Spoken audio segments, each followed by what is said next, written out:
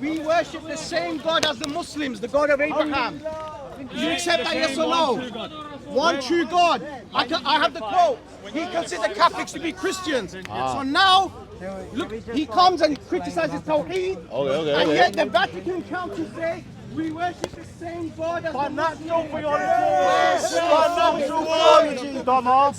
By natural theology. By natural theology. Show it. Show it. The one God. Same Would you like to have a discussion without like shouting over each other? John Paul II in 1985. Do they actually want to discuss or do they want to shout? one God. You want to take on that? You want to respond to that? I mean, I want to respond to it. With Catholics, if you're ecumenical, then you're worshipping the same God as the Muslims. He's running away, aren't you? Okay, so Yes. would you Worship the same God. would you like to discuss this away from sort of the shouting environment? 'Cause, Let's go. I mean, we don't even need to make it into a long video. Oh, where did he go? Is he not following us here?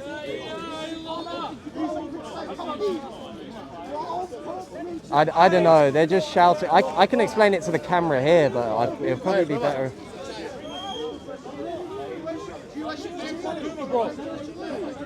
Yo, Divine.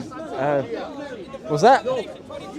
Yeah, did you want to discuss Lumen Gentium with us? Yeah, sure. I have to go right now. Oh, you have to go? Literally right now, yeah. Okay, we'll make this quick then. We'll make this quick. Because I know that you're a Catholic. Okay, so you're quoting from... Let me just get a Muslim camera just in case. Okay, yeah, sure. So basically, a group of Muslims have come up to a group of Christians saying, the Catholic Church says that we believe in the same God as you, therefore, Christians who are Catholic, you can't be like ecumenical with them, or Catholic Christians are false or something like that.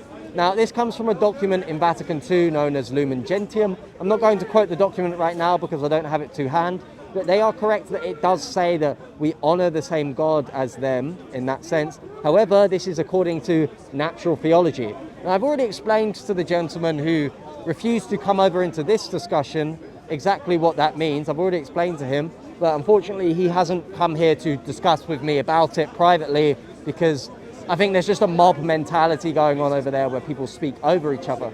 But the purpose of it is that through natural theology, we are both coming to the conclusion that there is this one God and we are referencing what we believe to be the same thing.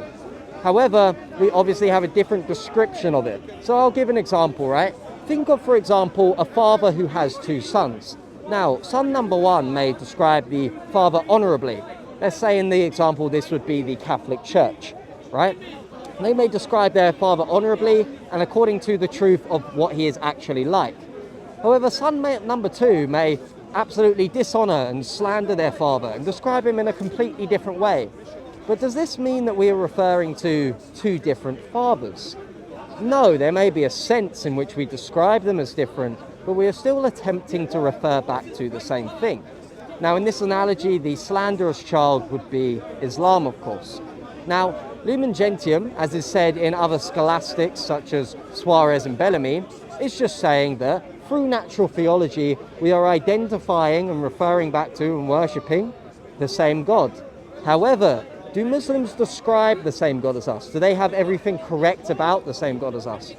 Of course not. They don't believe in the Trinity. They don't believe in the Incarnation. They don't believe in relation of opposition, the filioque, etc., the whole baggage that comes with it.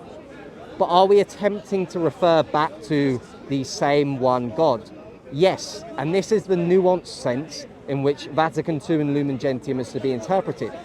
And this is coming from a Christian who is not currently a Catholic. I'm just an inquirer into Catholicism. But even I know the answers to these ridiculous questions that this crowd of Muslims over here are trying to poise to a group of Christians. And why do they do this? Because they think that a mob mentality of just speaking over each other will be able to eventually get them to look more macho in the discussion. But with that being said, that's just the simple interpretation of what Lumen Gentium has to say and why the Muslims over here are failing to understand it.